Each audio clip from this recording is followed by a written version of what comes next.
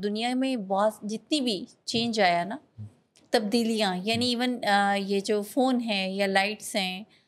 گاڑیاں ہیں، یہ سب چیزیں، تو یہ ان کا جو سٹارٹ تھا وہ کسی نہ کسی مشاہدے پہ ہی ہوا تھا. یعنی کبھی کسی نے کوئی پرندہ اڑتا دیکھا، اس کا جب اس نے مشاہدہ کیا تو اس کے ذہن میں خیال آیا نا کہ جہاز بنانا چاہیے. یا درخت سے سیب گرا تو اس کو خیال آیا کہ یہ کوئی زمین کی کشش تھی جس نے ایگزیکٹلی یہ تو کوئی تھیری ہے جو کہ ابھی ان نون ہے، اور یہ تو فائدے مند ہو سکتی ہے کہ کس طریقے سے.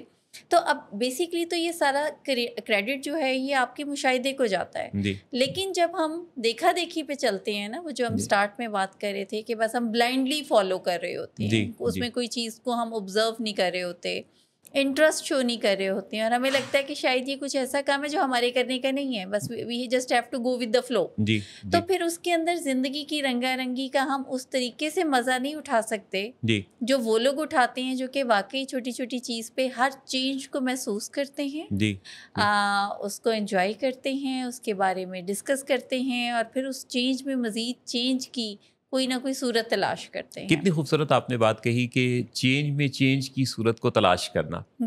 بیسیکلی چینج سے جو گھبرانا ہے، تبدیلی سے جو گھبرانا ہے، وہ ان اعصابی طور پہ کمزور لوگوں کی نشانی ہے جو اپنی زندگی کی اس حقیقت سے واقفیت نہیں رکھتے کہ زندگی میں آگے بڑھنے کے لیے آپ کو رسک لینا پڑتا ہے. رسک ٹیکنگ بے حد ہو تو یہ کوئی ڈس آرڈر ہے، لیکن رسک ٹیکنگ اگر کیلکولیٹڈ ہو تو یہ ترقی ہے. تو آپ کو اگر ترقی کرنی ہے تو کچھ نہ کچھ آپ کو اپنے رزق میں اضافے کے لیے رسک لینا پڑتا ہے. بالکل آپ مارکیٹ میں کوئی ایسی نئی چیز، نئی کوئی پروڈکٹ یا نیا کوئی منصوبہ یا نئی کوئی سروس انٹروڈیوس جب کرواتے ہیں جو پہلے کسی نے نہیں کروایا ہوتا، تو یہ بھی ایک رسک ہے.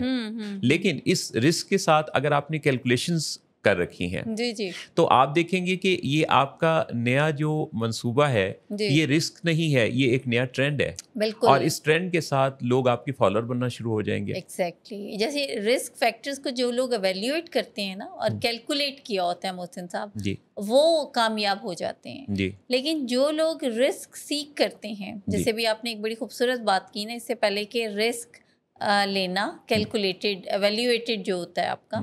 وہ چینج کا باعث بنتا ہے. لیکن just for sake of thrill اگر آپ رسک لے رہے ہیں، یعنی اب جیسے جو اگست کا مہینہ ہے ہمارا، آزادی کا مہینہ بھی کہتے ہیں نا، تو اب سڑکوں پہ اگر آپ کو ون ویلنگ کرتے ہوئے لڑکے نظر آئیں تو وہ رسک کی بات نہیں ہم کر رہے ہیں. وہ کوئی چینج نہیں لائے گا. ہاں وہ ایک چینج ضرور لائے گا کہ وہ آپ کی کوئی ذہنی یا جسمانی صحت جو ہے وہ متاثر ہونے کا چینج ضرور لا سکتا ہے. تو یہ جو تھرلنگ ایکٹس ہیں، یہ جو رسک